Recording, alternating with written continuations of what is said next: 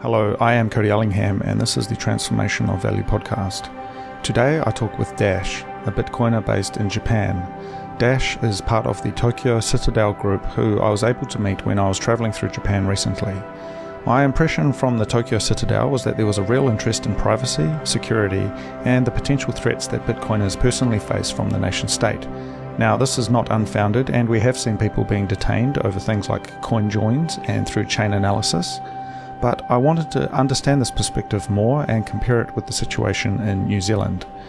Importantly, we talk about how freedom tech, including Bitcoin, can help alleviate some of these risks, and I think there is a lot we can learn here. If you want to get in touch with me, please send an email to hello@thetransformationofvalue.com and I will get back to you. I do hope you enjoy this episode. If you would like to support the show, please consider leaving a review or streaming some Satoshis via your favorite podcasting 2.0 platform, such as Fountain or Breeze. Otherwise, on to the show. Yeah, early start for me. Early bird gets the worm, so. Yeah. Have you always been an early riser? Yeah, I guess like having kids help with that, right? Because you kind of don't have any choice. Yes. So I think I changed over the years. Before we get started, I just wanted to let you know, you asked me about the power cable thing. Yes. It is, this won't make sense to anyone else, but it is, the connector is shaved down. So. Okay, that's good. I guess that's good news. Yeah. So, I wonder if yours went through a similar process. You were saying it took 4 days to auto-tune. I wonder if it was because the Boss miner kept restarting. Yeah. I mean, it's ancient technology at this point, the S9. Right. But I ended up, as I said, like just setting the voltage and yes, frequency that I wanted, and it just kind of meant, because when it's doing the auto tuning, it runs it like it ramps up to 100% for each chip, and it was just a bit annoying because I got it sitting right next to me. Yeah, no, I get it. I mean, it's a lot better than the stock fans. When the stock fans go to 100, it really does sound like a jet engine. And so when it's doing the auto tuning, it does that. Yeah. And so I had to be mindful of when I plugged them in because, in Japan, you're not supposed to make noise after certain times or before certain times. And it would be loud enough to disrupt, upset the neighbors. So, but these new fans are so much better. I mean, even at 100, you can barely notice them. Yeah, the Fantecs are pretty good, and you'll probably find you can run them at 70% easily, depending on how hot it is.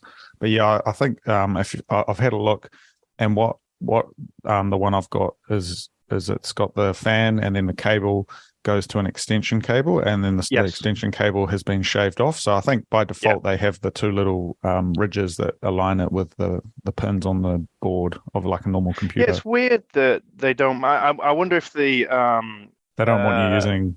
I think it's proprietary, right? The S9 is probably proprietary. Well, it's probably also. Oh, sorry.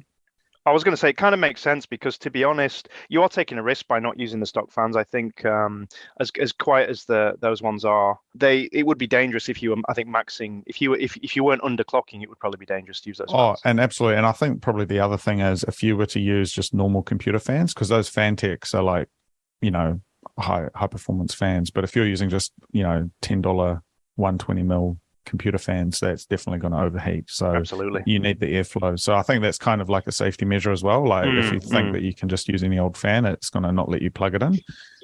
Well, like all the best proprietary centralized permission technology, it aims to protect, right? Or at least that's what people put forward as the reason to do it. But yeah, no, we'll get into that.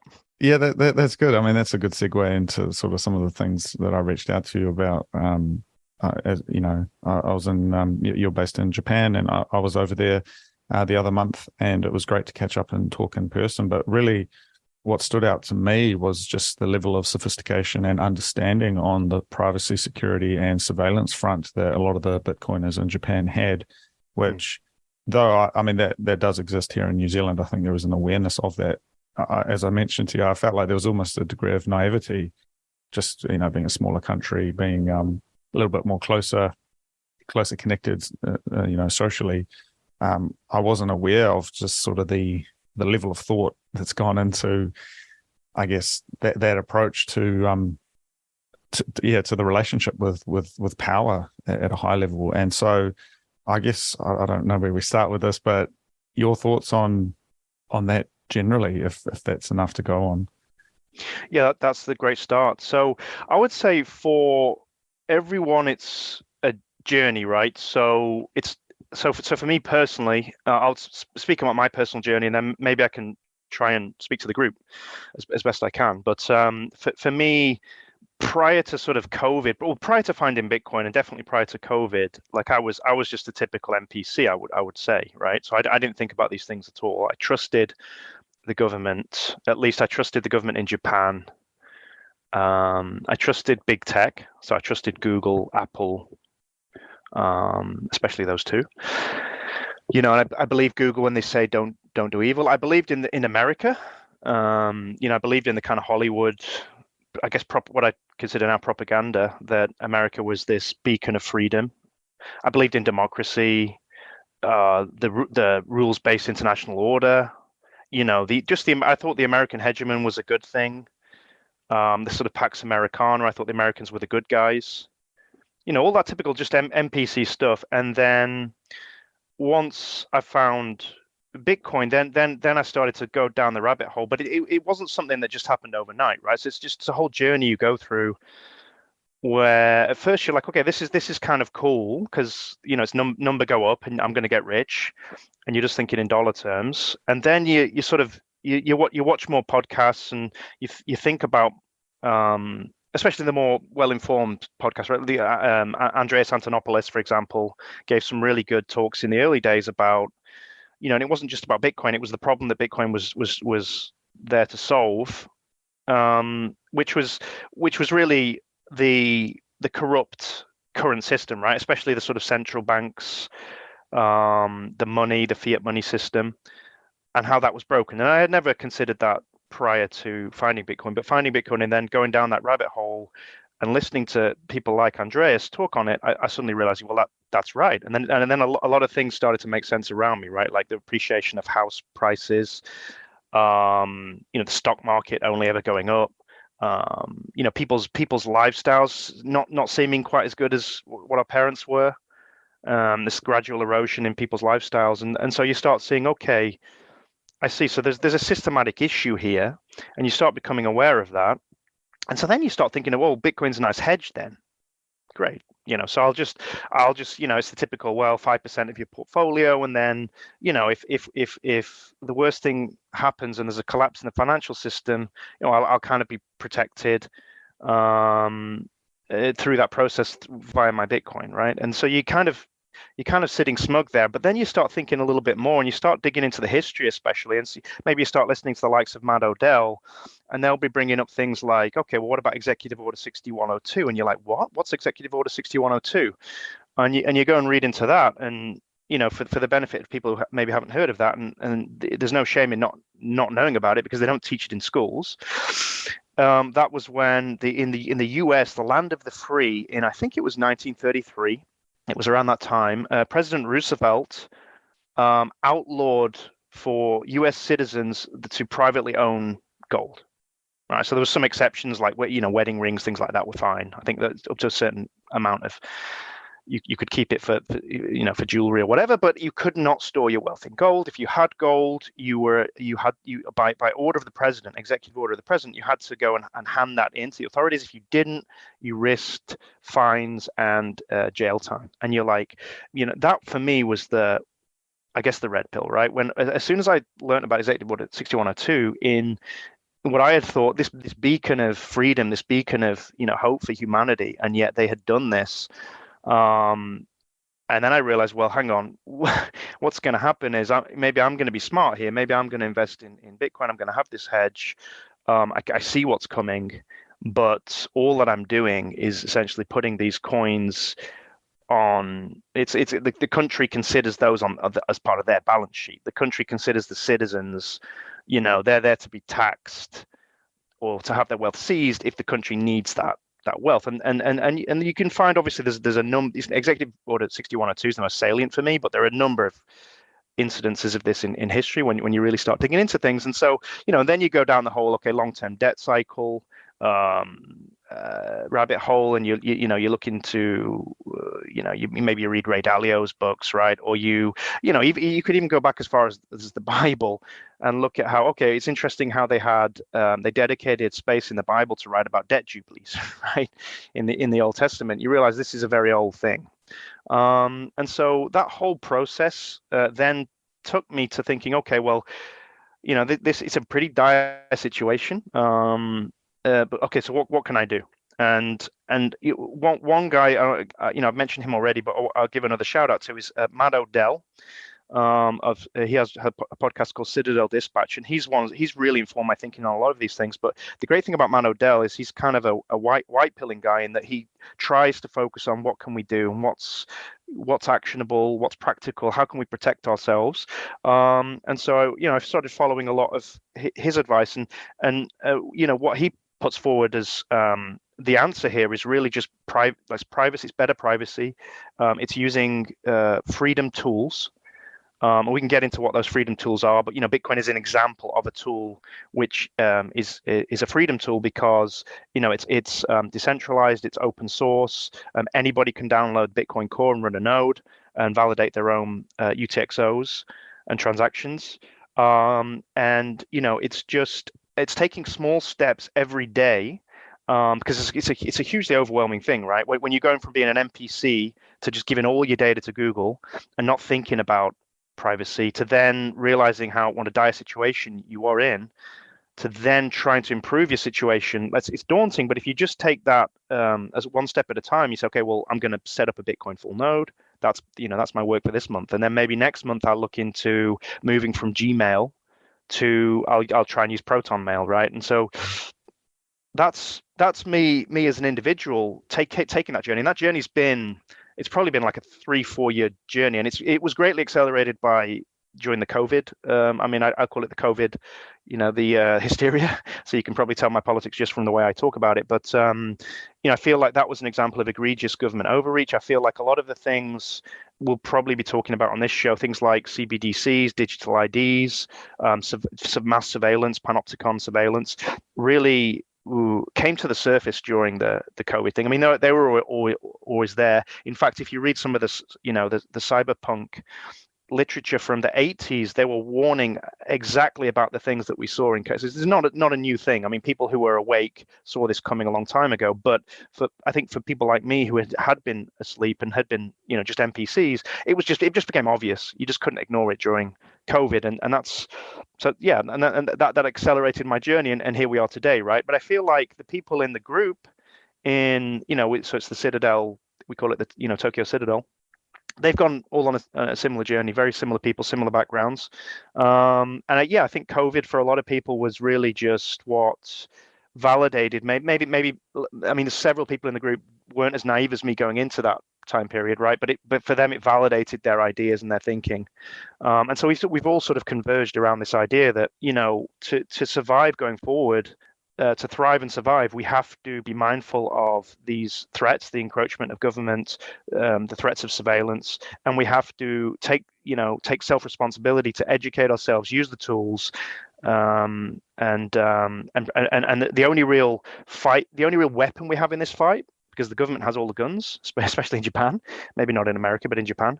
The only thing we have is our privacy, right? And as much as we can protect our own data, what the government knows about us, that's something that we can kind of control. We have to control, and it's really the only thing we've got in this fight. So that's what I've been dedicating all of my time and attention to in recent times. Thank you for that. That's definitely raised a few questions. I've just made some notes here. You talk about Executive Order 6102, and it's interesting because, as you say, historically, America has this image of freedom, personal rights, civil rights, these kinds of things. And if you go back to the old days, you look at people like Henry Thoreau, who wrote Walden, a classic story of a man who just wants to be left alone in his cabin in the woods, and his stance against taxes and kind of what he saw as quite an unjust system at that time, which was very mild compared to what the reality is today in the United States, in terms of just the amount of government overreach. He was protesting, small, very small taxes at the time, but they seemed large at the time. But compared to what the intrusion that you see today, it's really quite a marked difference. And if you look at even the American Revolution, taxation without representation, these kinds of ideas, the numbers that they were getting taxed on were minuscule compared to really what is normalized today.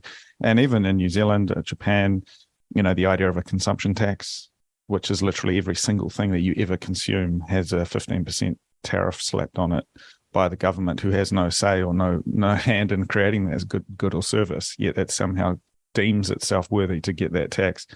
I mean, that's a question that's been, it's a thing that has slowly emerged, and it's very hard to roll it back. And so we started off with 10%, then it quickly became 12.5%, and then it's 15%, and it's the same in Japan. You had it was 8%, and then 10%, and it continues to go up. And it's this kind of abusive power, which I think, as you say, when you're naive, when you're in that NPC state, it's kind of acceptable. You kind of just run with it. But it's only when that takes a turn for the worse that you sort of take a step back and think, wow, what have we created here? What's going on? And so we've seen that in New Zealand, we've seen that in Japan, and of course the United States, other places.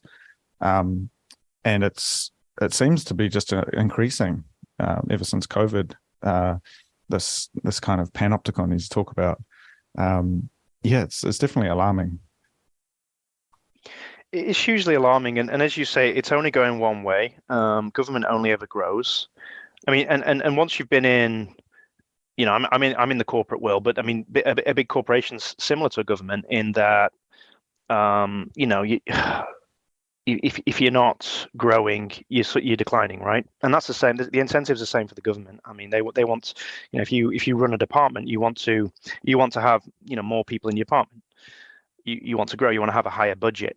And to justify these budgets, there's or to fund these budgets, you need higher tax, either explicitly through, as you say, things like consumption tax, income tax, or more perniciously, I would argue, the stealth tax of inflation. And and you probably noticed. I mean, I guess a little bit of a red pill for me as well was the whole MMT thing. I don't know if you remember this a few years ago when the mainstream I believe they're mainstream economists, where they were coming out and saying deficits didn't matter, or at least there were people who were publishing books to great acclaim, and they weren't being ridiculed in the mainstream media, saying that. And as long as you issued currency and debt in your own currency, you could issue as much as you want, and that is preposterous. Just from first principles, just anybody thinking things from first principles would know that. But unfortunately, that became normalized, right? And so this whole stealth tax that is inflation is completely normalized. It's even put forward as some sort of good thing, some sort of, they even tie it to these ideas around equity or equality or fairness, this idea that the government can just print money and then distribute it to people in need. And unfortunately, a lot of the population buys it, right? And that's what we saw during COVID. You would have thought the more preposterous things like the mask wearing, the kind of vaccine mandates, you would have thought there'd be pushback from like 90% of the population, but there wasn't, right? And in fact, I would say the majority of the population in Japan and in the UK and the US that I was following were pro mandates, and they were same in New Zealand. Yeah. It was mass hysteria. Yeah, and people were afraid, and I get that, but at some point you have to say, well, it's not efficacious. The vaccine wasn't efficacious. The mask wearing wasn't efficacious. But unfortunately, it became somewhat of a religious thing, right? And people were I think people would see that there's kind of a culture war going on, and they want to pick a side. And there's a side which says, maybe it's more for individual sovereignty and people making their own decisions, and there's a side which says that believes in the kind of, I would call it the Hollywood propaganda, that the West, the American-led rules-based international order is a force for good. Democracy is a good thing. We should, and so these collectivist acts are, the best way forward. And unfortunately, that the majority of the people, it seems, believe that, right? And that's what, and as we saw with the presidential election, you only need sort of, or any popular vote, you only need 51% of the votes. There's a couple of things there. So you talk about MMT, so that's what, modern monetary theory? Is that correct? Yeah, and I remember hearing sort of a story about that, what that means in practice as it's a theory, but what that would translate to, which is that if you go to pay your taxes under this system, if you were to try and pay your taxes in cash, effectively, you could hand over that cash to pay that tax bill, and then immediately that money would get burnt out the back and just deleted, because it's not the tax income, the tax revenue that's actually paying for the government's expenditure. It's the new money printing, and the tax is a way of almost putting the brakes and kind of, they increase the tax and they can kind of pump the brakes on the money that's sloshing around the economy, but it's not actually that tax take that is what's paying for things, and it's the printing that's paying for things. Is that correct? So I can speak to Japan because I have the data on that. I know that 30% of the budget is currently funded by issuing new debt. So tax is only covering 2/3. Yeah. I believe the figure is similar in the States. I know that the debt issuance to GDP is roughly the same between the US and Japan. I think it's about 8%. So it may be that they have a similar. I haven't done the math to see if it's what percentage of the budget actually is, but it's something similar. But on that note, though, there isn't a function. I mean, my understanding of it, which again is sort of apocryphal, but my understanding was that the money gets collected for tax, but there's not necessarily a transfer of that money. It's not like, well, here's our bank account, and then we're going to move it and then start spending from that bank account. At least even in New Zealand, the IRD, the Inland Revenue Department, has a bank account that the money goes into, but that's not the same money if you were somehow to, fungibly, non-fungibly identify every dollar. Those are not the dollars that are then going out and being spent on hospitals and schools. There's like this, it's like it's not a circular economy in that sense. So my understanding is a bit more naive, perhaps, that they are. So the government has a budget. In Japan, they say that 2/3 of that is covered by the tax base. I am assuming that the tax in Japan go somehow to then the government budgets. But to your point, there's a serious lack of transparency to this process, right? So. Is that actually the case? I don't know. And all of the data I'm getting from mainstream sources. Generally, I'll get it from the Nikkei Shimbun, which is the largest business newspaper here in Japan. I trust it, but now you mention it, right? It's like, well, how does that work? So, but more to the point, and I think one thing that to me destroys the MMT argument, right, is that they say, okay, deficits don't matter. Great. Well, let's run with that. Deficits don't matter. So why do I have to pay taxes then? It's like, why don't you just print? So you say, well, 1/3 of the budget's covered by issuing new debt. Why don't we just cover 100% of the budget with new debt? And that's a reductio ad absurdum, right? Because, okay, if they say, well, that's preposterous, I say, okay, well, where do you draw the line then? Is 31% acceptable? Is 35? 40? Yeah. But they can't give you an answer to that. I think the MMT, this is something I definitely would need to learn more about, and would be keen to talk to someone about, because I think there is certainly it's almost an ideology that goes into it. As I said, it's like this apocryphal story that I heard was just sort of this idea that it's more like, you think of it like a brake pedal. It's the money it's not the fuel going back into the car. It's the brake pedal trying to slow the car down. And so, yeah, as you say, why is it that individuals are paying a tax rate of 20-30% or whatever it averages out to be, whereas you've got top echelon companies who are able to squirrel away their money, and banks and stuff who can structure it in such a way that they're not liable for that same tax take. And it's like, some people know how to drive the car, some people don't, and the car itself is, it's not equal for everyone. So yeah, definitely, I think it's going a bit beyond my knowledge of this theory, but I would like to explore more.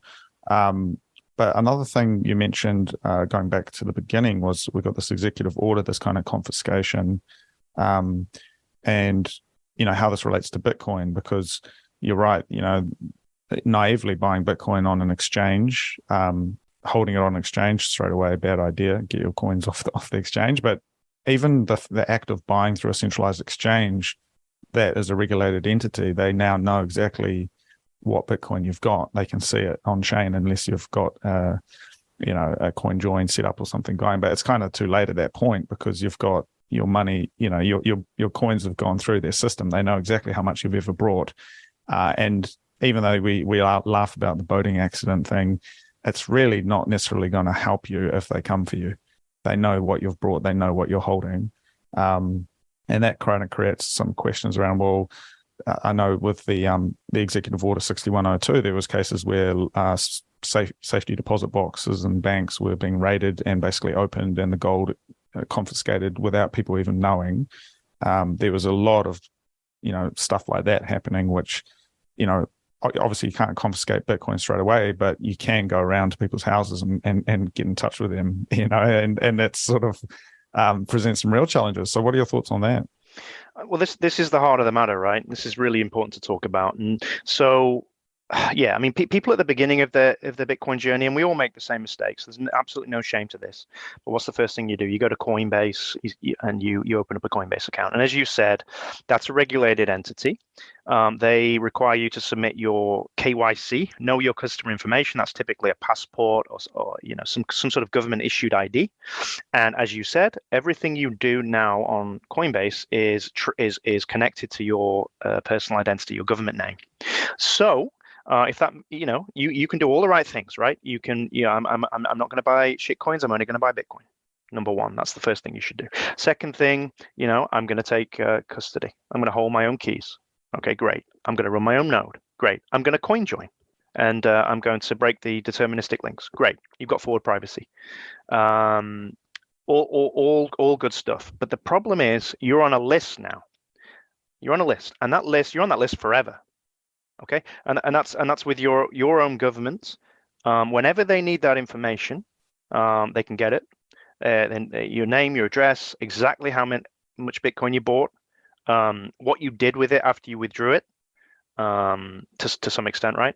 And as you say, the boating accident, it's a funny meme, but most people severely overestimate their ability to stand up to any kind of questioning, or all the government. Most people 2 days without sleep, in custody and being uncomfortable would be enough to cough up the private keys, right? That's just the reality. In Japan, I know being detained, was it up to 24 hours or over 24 hours without charges, right? You can be questioned in Japan.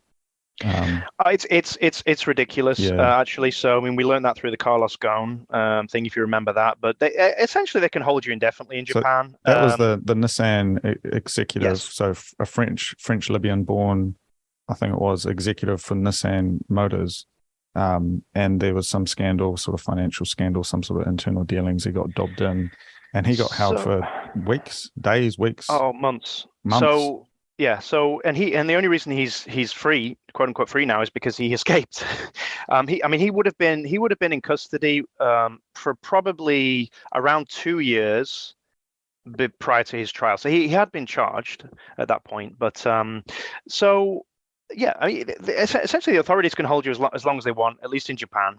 But I believe this is very similar. I mean, I dug into this a little bit because of the Carlos Ghosn thing, and I realized it's actually very similar in France. It was similar. I know they've got similar laws in the UK, I believe, and also in the US. The US, actually, there's somebody, and I forget the name. It's I think his name is Roman, but he's in custody right now.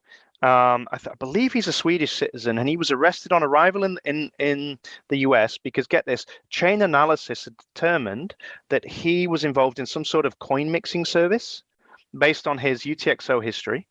and that was enough for the U.S. To arrest officials, the authorities, to arrest him and imprison him. He's still in prison now. You can look it up. There's an episode on Citadel Dispatch covering this, and so this is not a problem unique to Japan, is what I'm trying to say. Well, even Julian Assange, I mean, he was held in the UK for a long time, right? And that was like, it was nothing to do with the UK either. It was totally the Americans who were pushing for that, and that's an egregious violation of human rights. Yet there's not really much being said about it in the mass media anyway.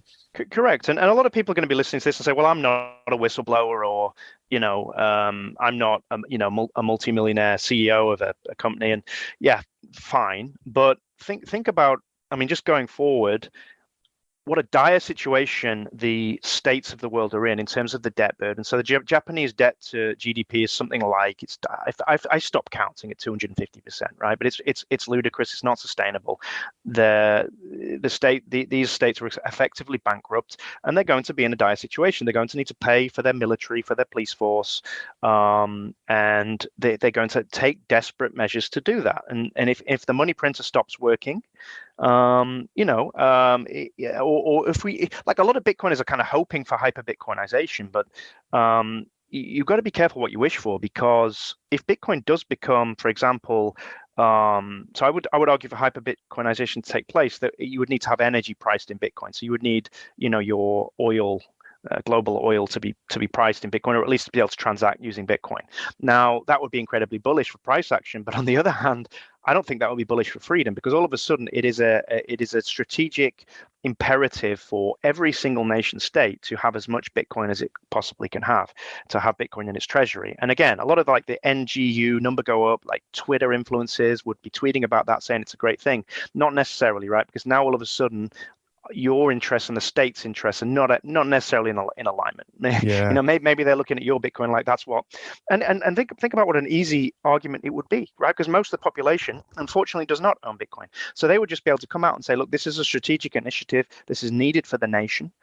These Bitcoiners have caused the instability in the financial system. They've caused this hyperinflation. We need to seize this. We need to put it on the corporate, the national in the national treasury, for the sake of the nation, for the sake of the people. And it would be so easy. I mean, forget 51%. You'd get 70, 80%, I'm sure, backing you in this initiative. So how hard would it be to then get these lists from Coinbase and then just detain people, and seriously just deprive them from sleep for a couple of days? Probably 70-80% of them would break within that time, and give their private keys. So this is, I don't think this is like an unbelievable scenario, right? I feel like this is coming. There is historical analogies as well. I mean, if you look at pre-war Germany, the involvement of companies like IBM and the list, because that was the first time that mechanical computers and really effective, not digital, but electronic record keeping, in the sense of telegraphs and filing records away of Jewish business owners and people who had significant amounts of wealth. When that's handwritten records, that's just a little bit less accessible. But when you've got bureaucratic departments and these machines, these ticker tape machines, these typewriters, these filing systems for actually tracking people, they were able to do that without even real digital computers. But now we've got absolutely everything is connected. There's agreements for sharing data between departments and different states. I mean, you can clearly see how they could close the noose. And as you say, there's this threat that because Bitcoin doesn't have a huge penetration in terms of the general public, that it could be scapegoated. And we saw that with COVID. The unvaccinated were really highlighted as the enemies of the state, and that you should dob them in and you should avoid them like the plague. And that's what most people did. And I mean, that's a very negative approach. I mean, the optimist in me says that maybe the wool got pulled over our eyes during COVID, and that we wouldn't let that happen again in the immediate future. However, it's impossible to say, because when it's something like money that's so dear, and there's the threat of poverty, or the the impression that there's the threat of poverty that awaits you unless you dob in the guys that you know have got Bitcoin, and you turn on your neighbors and your friends and you shun them, then it's like, people can flip on a dime, and it's a scary proposition. Exactly. And you raised a couple of good points there. One is the kind of the use of technology by the in Nazi Germany to facilitate the tracking of people and ultimately the persecution of that group of people. Well, imagine what the governments of today can do with the technology they have now. Yeah, I mean, there's a camera on it. I mean, there's a camera on every street corner. They can track you, or even the tracking device you carry around in your pocket, right? Your iPhone or whatever you have as a phone. They know where you are, 24/7. If you don't have a phone, they'll use the cameras. And okay, maybe this is benign right now. It's maybe it is. Maybe they're not actively trying to track Bitcoiners, but as you say, things can turn on a dime. And if you wanted to put that that machinery to work to track Bitcoiners and extract the Bitcoin from them, you could very, very easily do that, and you'd have the political will, but you'd also have the ability with this technology. A couple of things there as well. So again, it's early days, and as you say, it's not really in the crosshairs of most governments. I think there's maybe people who are thinking about this, and there's kind of murmurings, but it's clearly not a focal point. But what we've seen with COVID in particular was that when a government sets its target on something, no matter how much resistance there is, it's like a container ship. It's very hard to turn that boat around. Once it's heading in a direction, it's going to go that way. And even in New Zealand, it took 2-3 years to play out from the beginning to the end. Even though really the last year or two, it was like, man, I think the glamour had worn off. The mass hysteria came and went, but then in the end, it was the government apparatus that kept continuing on, and people kind of just grudgingly followed along. So there was this kind of peak hysteria where everyone was on fear mode, and that was the moment when the seed of propaganda got placed. There was this kind of box in people's minds that got opened up, and ideas got put in there by the media and the government, and then that kind of went along for a little while, and then towards the end, I think a lot of people kind of had enough, but they didn't even know what to do. They were it was like a analysis paralysis, kind of unable to make a decision, unable to know what your options even are. It's like, how do you resist this? People didn't have the revolutionary kind of knowledge to even understand what to do, because it's not something that you think about every day. Like, how do you preserve your freedom? How do you stand up to the government is not something that people practice like they do when it comes to driving a car or, learning stuff in school. It's just not a muscle that gets exercised.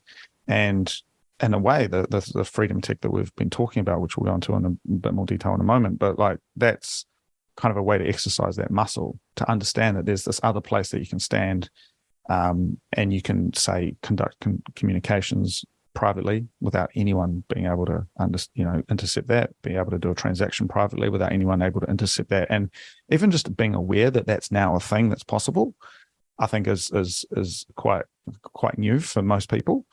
But then being able to do that securely and actually do that properly is another level of knowledge. So it's like widening the paradigm, widening the understanding of what is possible is really important. And I think government would really like to narrow that focus down and say, well, you have to follow these channels and this is the way to do it. But actually, there is many other ways of doing it. Well, that's a great. I feel like it's a great segue into a more positive discussion, because we've spoken a lot about the problem, but I mean you've raised some really good points, and I agree with you on that. Yes, number one, there was no effective opposition to the COVID hysteria because people were out of practice. They were too comfortable, and they had been like frogs in the slowly boiling water. 100% agree with you. Number two, that maybe people will be more ready now, and that thanks to the people maybe waking up to the problems, definitely there's been a trend towards people who have been looking more and more at the freedom tech and thinking about solutions, and that is definitely a positive thing. I've noticed that myself. There's several Telegram groups that I'm in, for example. One example, Telegram groups, but of people who are free-thinking people from a wide variety of backgrounds. Like I'm talking about presidents of companies in some Telegram chats, and but all having the similar ideas, which is this isn't good. And not only that, not only is it not good, but most people are kind of certain that there's something else coming down the line soon. Mm-hmm.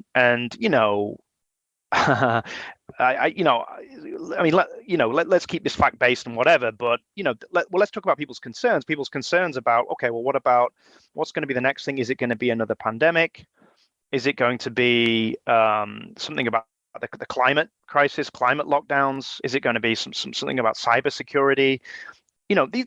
These are all genuine maybe concerns that people can have, or genuine problems that the world faces. But what we saw during COVID is how, and let me be clear, like I'm not denying the existence of COVID. Several million people died. It was a fairly serious pandemic. But what my point is that the governments of the world use that as an excuse to drive an agenda of increasing control, increasing surveillance. And so with these other things like cybercrime, like climate change, like other pandemics, like war, obviously, we can argue as to the extent these are existential threats. Fine, let's just leave that debate for now. But what I'm certain of is whatever excuse the government has, and they're looking for these excuses because they need an out, because they know. I mean, these people are not stupid. They know how dire the situation is. They know they're effectively bankrupt. And for the Americans, the petrodollar is an existential thing. I mean, for them, if that they need at all costs, they need the energy to be priced in dollars and the whole world to be forced to buy dollars to keep the whole American racket going. That absolutely has to happen at all costs.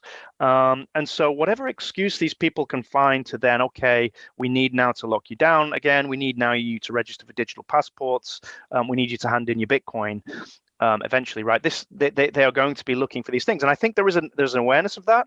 Now, to your point, okay, what do we do? How do we organize? Now, I would argue that, and I'd love to get into this topic with you, but essentially, it would be something like saving your money in Bitcoin, acquiring that Bitcoin in a KYC-free manner, so peer-to-peer. Or using something like Azteco, for example, is a way that you can buy Bitcoin at a retail outlet, small amounts, but you can do a monthly DCA or whatever, and you can build up your stash over time. But the important thing is only that you have that Bitcoin. Number one, you've got the Bitcoin. Number two, you need to be looking at free and open source tools in general. So I don't know if you saw, but recently there was a story in the news that Apple was actually scanning the files on your computer without you knowing, and it was reporting back to the mothership. And the reason that was given for this was they were protecting the children, right? They were trying to find whatever child pornography on people's computers or what have you. But it doesn't take much of a stretch of imagination to imagine how that could be then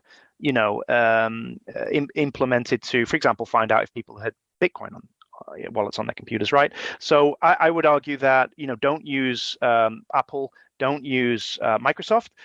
Look into using Linux. Look into downloading, like, for example, Pop OS or Ubuntu Linux. These are user-friendly distros you can get. And these days, the difference between Apple and I would even argue that the Linux experience is better than Apple and Microsoft, right? But the advantage of that is you're creating your computing environment, right? So that it's not being scanned and data isn't being sent back to corporations or the government.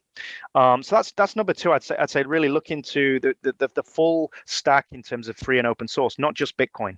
And then number three, I would say we have to look into flag theory, right? So flag theory is this idea that you need to, as a sovereign individual, and that's a book. There's a book called Sovereign Individual, which was written by a couple of Brits, I think, or a Brit and American in the 90s, which predicted a lot of what's happening today. And it's a fascinating book to read. But one of the ideas that came out of this book is that we should play jurisdictions off against each other, right? Jurisdictional arbitrage. So, for example, if you can get a passport in 2, 3, or more countries, you should try and do that, right? And then you should open up bank accounts in those countries, and you should be ready to move around.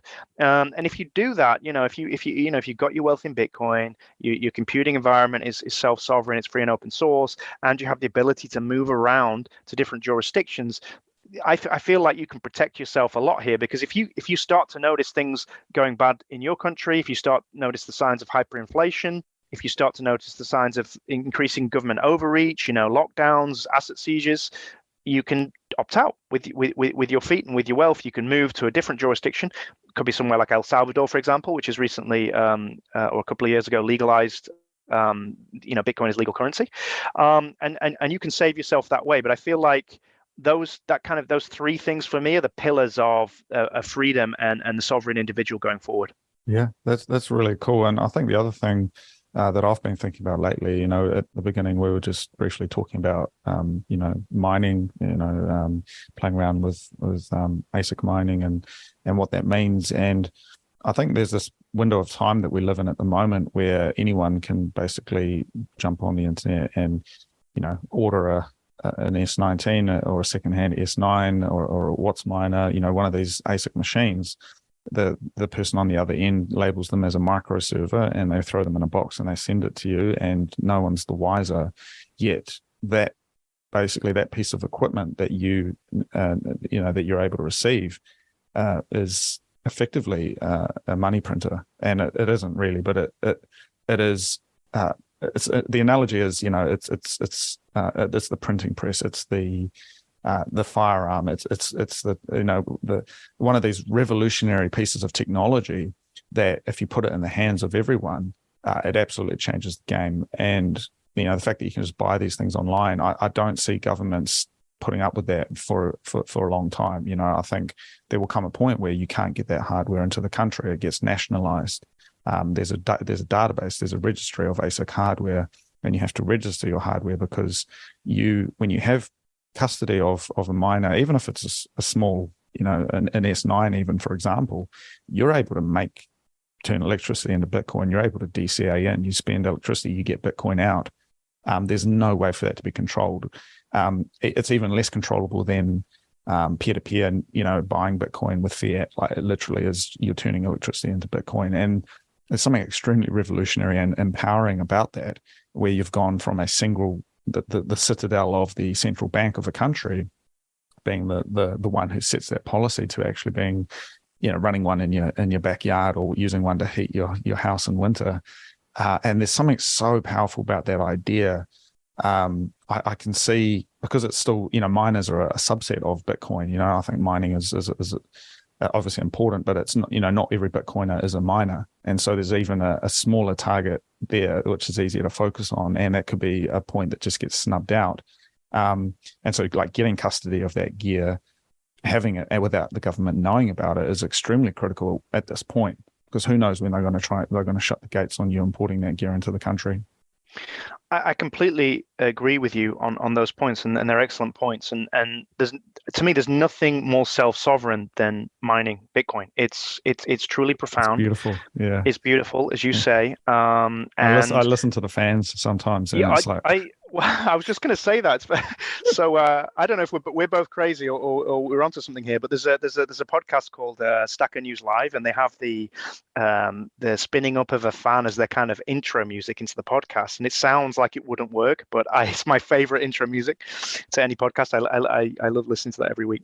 But yeah, and that's the sound of freedom, right? Because, like you say, you can get these devices, and they're just computers, right, with a specific, ASICs, application-specific integrated circuit. So it's just for mining, or SHA-256 hashing, which happens to be the algorithm Bitcoin uses to secure the network.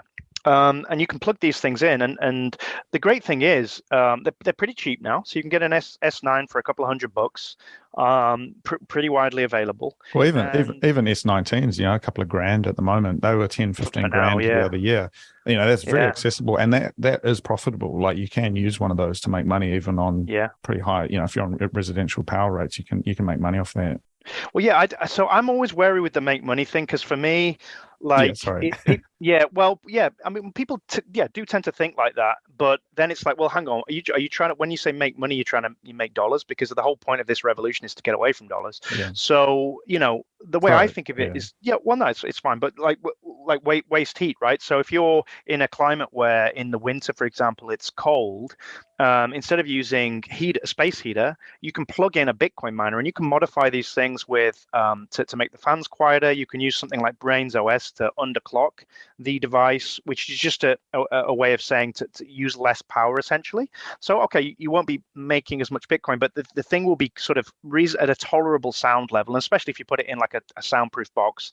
And then the heat it outputs will actually be enough to heat your house. So in actual fact, I mean, you're quote unquote losing money on paper, probably, if you sit down and do the math. But this is heat that you would have had to used anyway, and so in actual fact, the Bitcoin you get is all upside. So on the note, sorry, when I should, it's a bit of a slip of the tongue, but when I talk about money, of course, I'm talking about Bitcoin. I don't want any of that dirty fiat.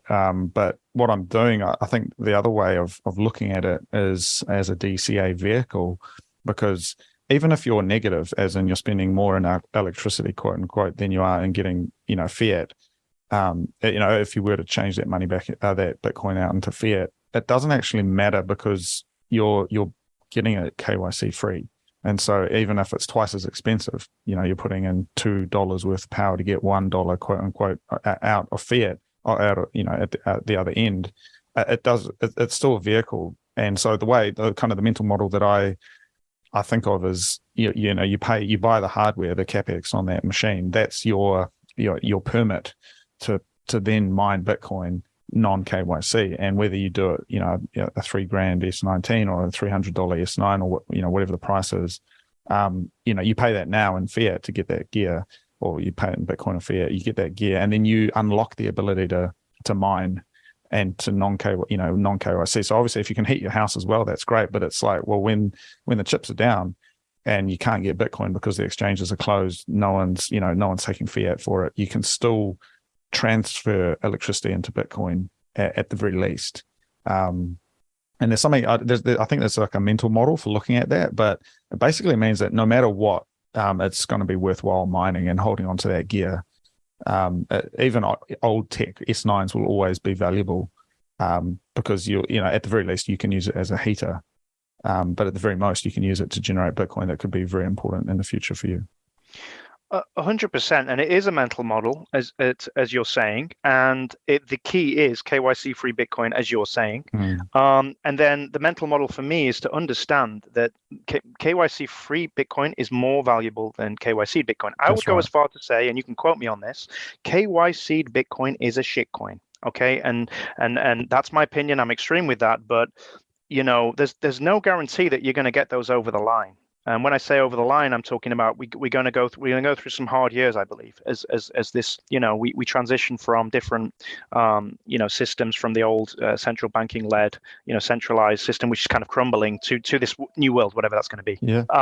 And so, you should probably mentally write off the KYC Bitcoin. In fact, a lot of people advise that you should just sell that back to the exchange, take that money, and then deploy it into Bitcoin in a KYC free manner. An excellent way to do that, as you say, would to be by some S19s, because then you can just generate the Bitcoin in a completely permissionless way, as long as you have access to power. So yeah, I would 100% agree with you. And then the mental model again is like, well, what's the premium? I would argue, what's the value of Bitcoin? A lot of Bitcoiners talk about, well, it's going to be $1 million. Is it going to be $10 million? I mean, for me, I this is my mental model, right? So if I'm on the Titanic, I'm on a lifeboat.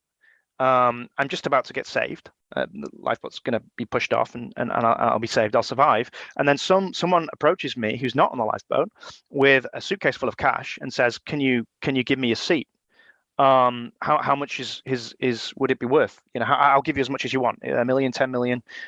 I'm not going to accept the paper money because I'm on the lifeboat, right? So I am amazed every time I go to, for example, Azteco, and I essentially what I do is I turn cash into Bitcoin.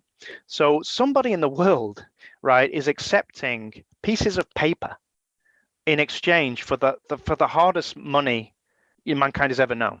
It boggles the mind to me that anyone would do that, and yet they continue to do that. Right. And so to me, there's a premium maybe on mining Bitcoin, especially if you're using an S9.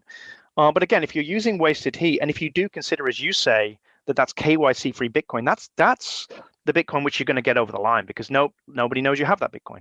Yeah, absolutely. And so, the premium is justified in my opinion. Yeah, and the other thing, in the sovereign individual, they do, I think they take a bit of a dark tone at the beginning, talking about how when governments lose control, they resort to, the old ways. And if you go back, there's, everyone knows about sort of these historical, Tower of London, medieval torture techniques and things. But, the authors talk a little bit about, well, when the chip's down, the smiling, happy, benign government that we thought we had, again, can quickly turn on a dime. And we saw sort of a taste of that. I never was really sort of worried about the New Zealand government. I thought, well, they're pretty accessible. I know these people, it's a small country, but what they were able to achieve in a year, basically going from, well, it's, just cool, we're going to look after everything, it's going to be all good, to actually draconian fascism, with their COVID response, really blew my mind. And that's from what is supposed to be a relatively easygoing, chill country, so wait until you get a place that's, not like that. It could be a lot worse. And so coming back to the Bitcoin question, you've got they know you've got it. They know where you live. They know who you are.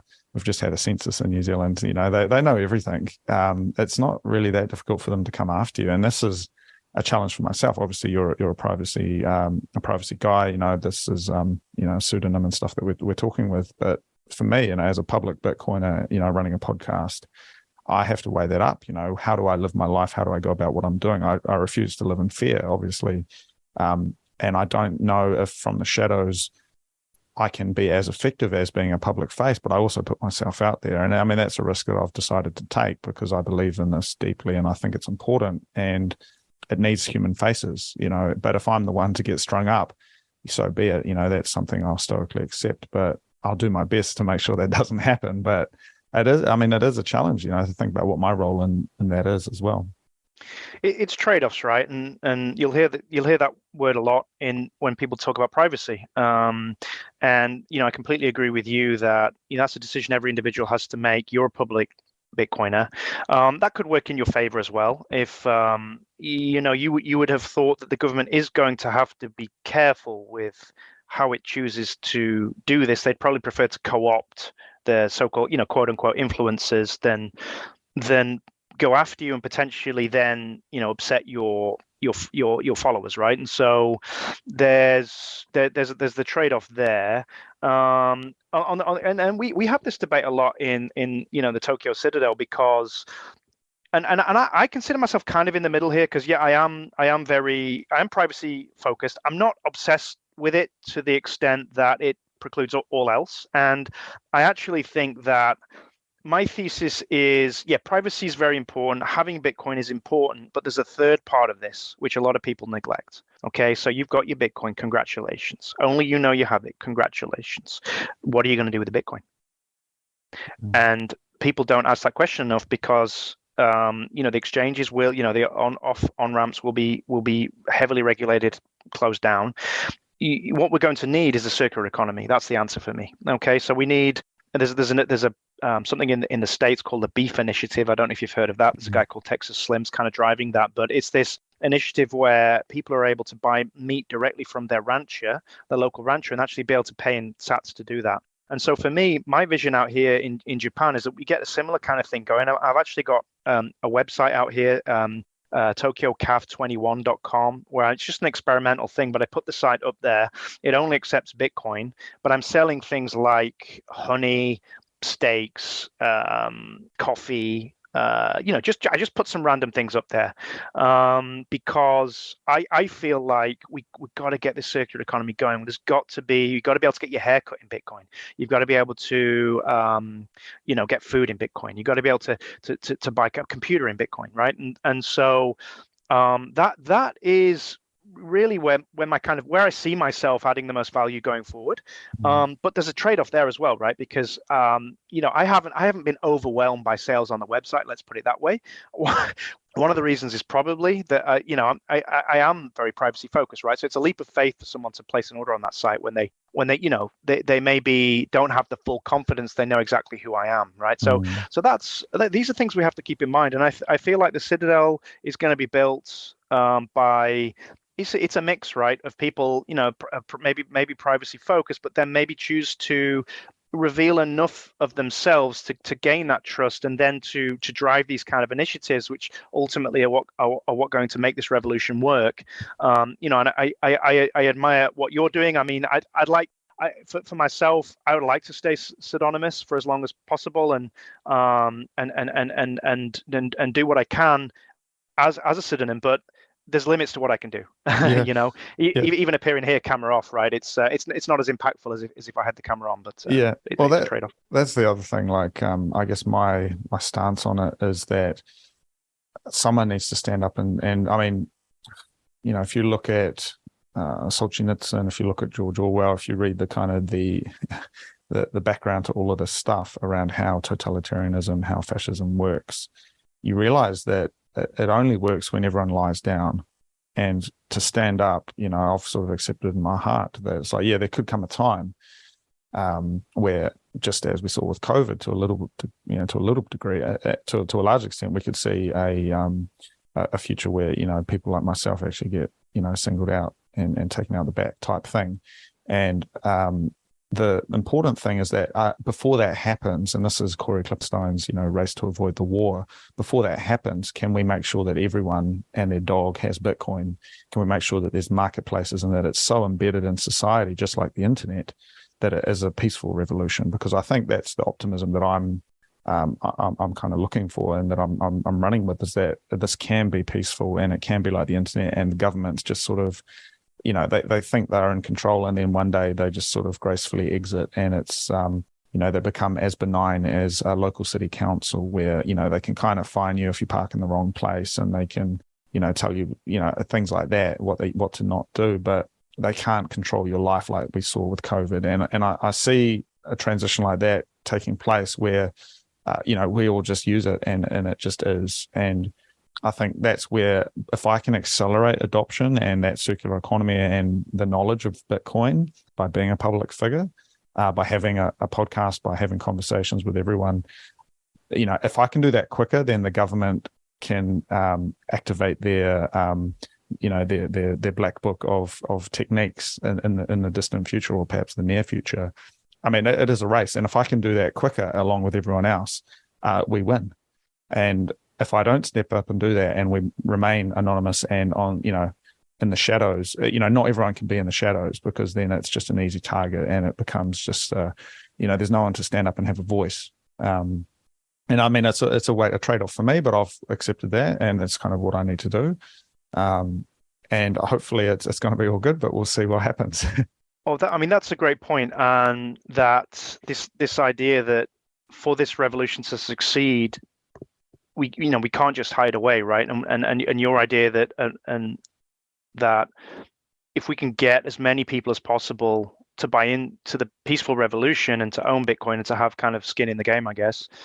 If every politician, if everyone's mum, if everyone's co-workers have Bitcoin, yes, and then they come for it, that's going to be a different story. But if it's a lot harder, right? Yeah. So I feel like, ironically, that's almost like, I mean, that's a strategy, or that's a defense, right? That's a potential defense. I mean, one is being private, yeah, that's great, being kind of invisible, right? But the other is actually being so integrated into society that it makes it difficult to attack you.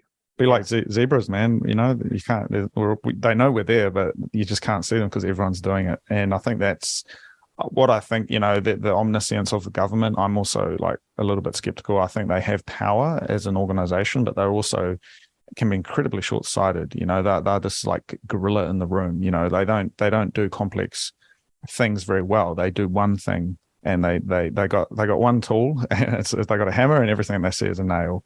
And I think that's where I really trust people like yourself, Matt O'Dell, you mentioned earlier, people like this who are thinking extremely deeply, even Andreas and Antonopoulos, these people in the Bitcoin space who have got ideas which are very nuanced, thought through, logical, the kind of concepts that a government simply cannot produce that kind of thinking, because the people who work in government don't carry that kind of ideology or that kind of thought process.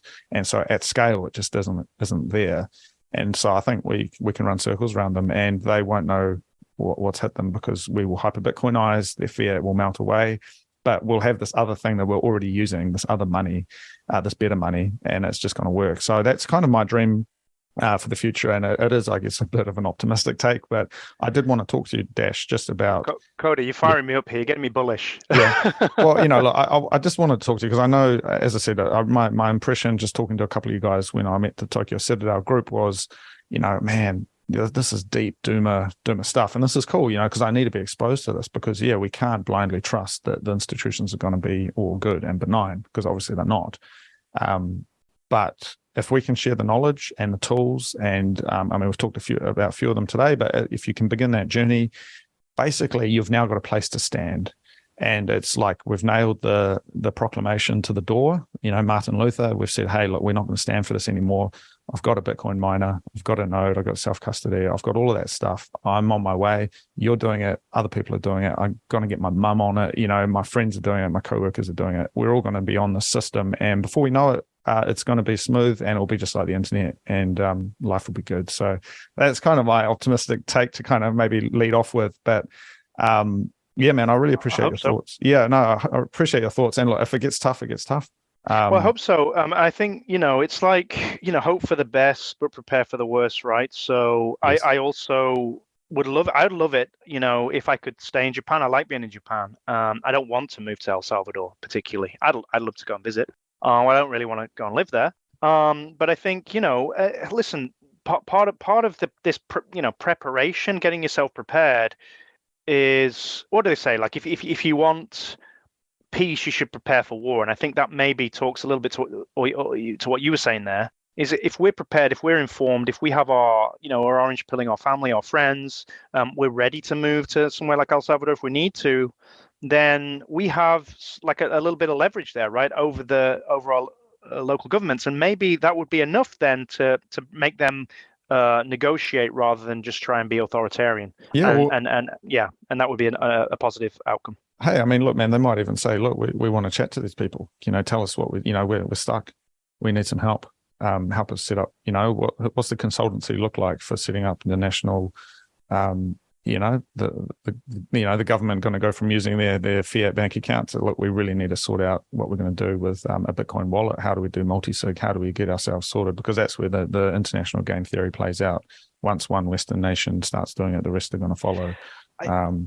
I have to push back on that, and it also it comes back to you raised an interesting point a little bit earlier where you said that you felt that with the local New Zealand government, it being a small country, they were fairly approachable, accessible, I believe is the word you used, and reasonable, and so you didn't have too many concerns about the New Zealand government. I understand that sentiment. On the other hand, maybe I have a too cynical view of the world, but to me, it seems like we're living in kind of an American hegemony where the country I'm living in, the country you're living in, the UK, Europe, they're kind of protectorates, they're vassal states of the US empire. And so unfortunately, whereas our local governments may be reasonably benign, I would argue the Japanese government is not benign, but maybe in New Zealand, unfortunately, I feel like the US, Washington has a veto on even domestic policy in very subtle ways. And so it isn't any country that's kind of under that umbrella of the American, protection, should we call it, ultimately will fall in line with Washington. And so that would be my pushback. Yeah, that's a good point. And I guess one other thing that's interesting to note, New Zealand, very small country. The Japanese embassy, for example, it's literally just like an office floor in a building here in Wellington. And you just walk in. The US embassy though is nearby, and it is literally like a compound with Marines with M16s and like barbed wire and all of this stuff, like big roadblock things, like we're in Lebanon or something. And it's like their standard model for an embassy. And I always thought that was interesting. Even the Chinese embassy, like you literally just walk in, there's like a Kiwi security guard at the door, but it's not like they're running around with guns. And it's like only the American embassy have Marines stationed on site. You walk past it, it's like 20-foot barbed wire. And I was like, man, what are they trying to do? And there must be back channels where they're talking together. And this is the "are we the bad guys" meme moment, right? Because you look at the Chinese, for example. Okay, so the big scary Chinese, right? The communists, the red menace of our times. But then you're looking, okay, well, how many military bases do the Chinese have overseas? And they actually only have one.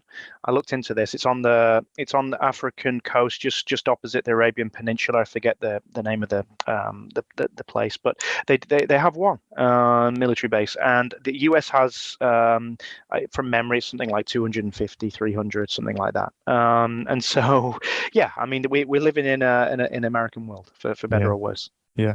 Well, hey, look, Dash, that was really good. I really appreciate your thoughts and kind of insight on this, because I think, this is something we do talk about here in New Zealand around privacy and non-KYC. And I mean, everyone's on their own journey. I've gone through that journey myself as I learn more, and it's a spectrum. There's no perfect. It just is going closer towards an ideal, I guess.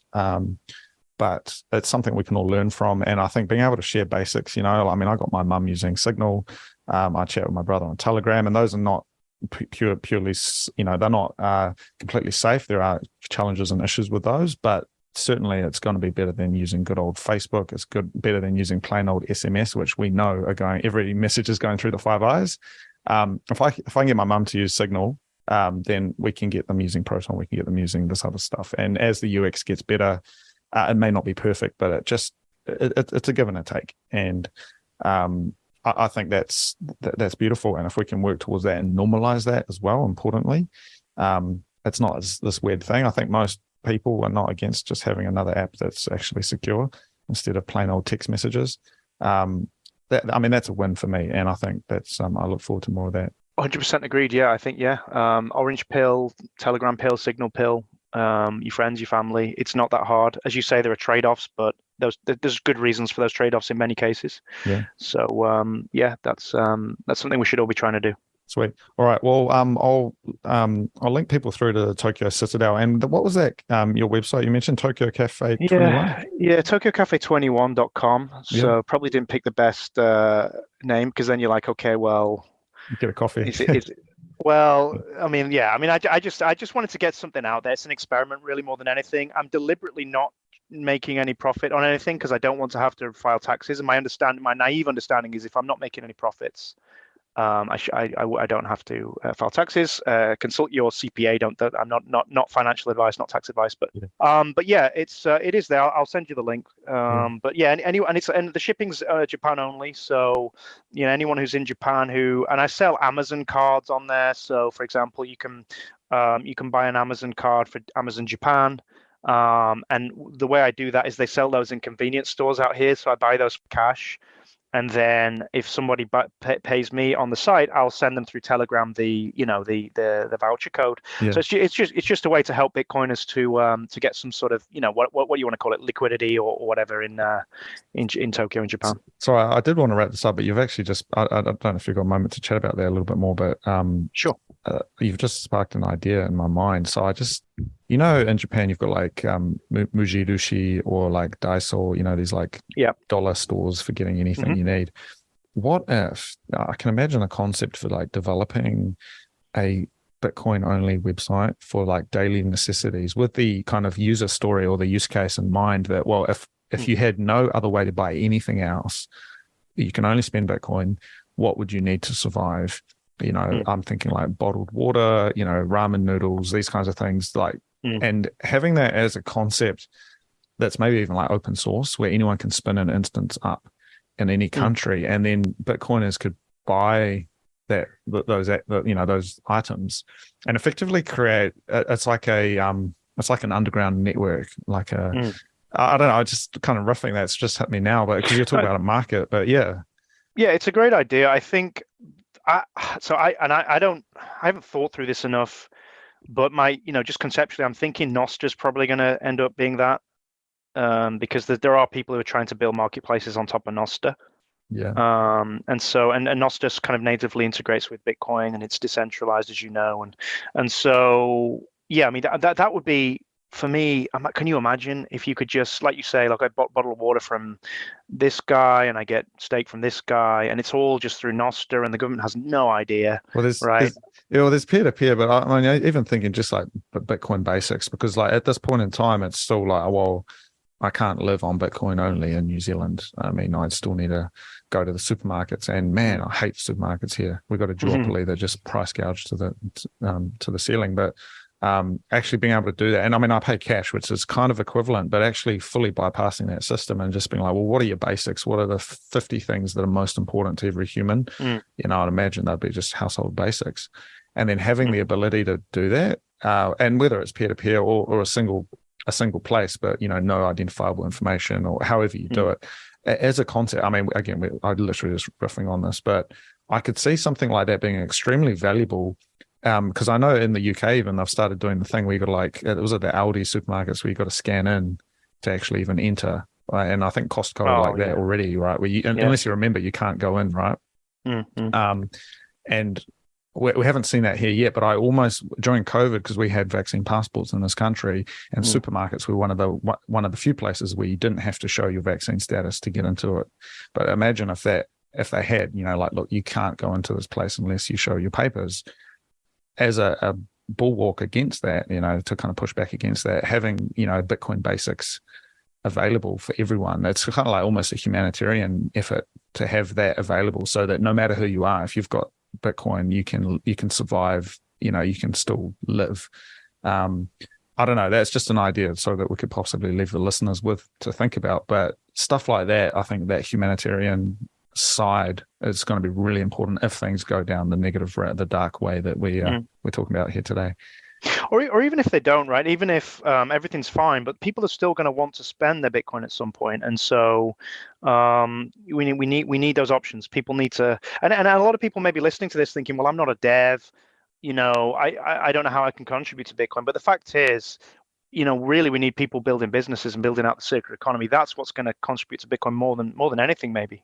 And so the barrier to entry there is a lot lower, and everybody has some kind of expertise, right? Like maybe you're a graphic designer, maybe you're you have an orchard, right? And you have apples. It's like, well, great, spin up a site, sell those apples for sats, and you're contributing greatly to the circular economy and the success of Bitcoin. Yeah. Well, that is it's a better place to end. I think that's a real positive thing and a place to leave the listeners with. But hey, I appreciate your time, Dash, and I look forward to catching up again soon. Thank you very much. Perfect. Thank you, sir. All right. Have a See good you day. later. Bye. Thank you for listening. I do hope you enjoyed the show. I am Cody Ellingham, and that was the Transformation of Value. If you would like to get in touch, please send me an email at hello@thetransformationofvalue.com, and I will get back to you.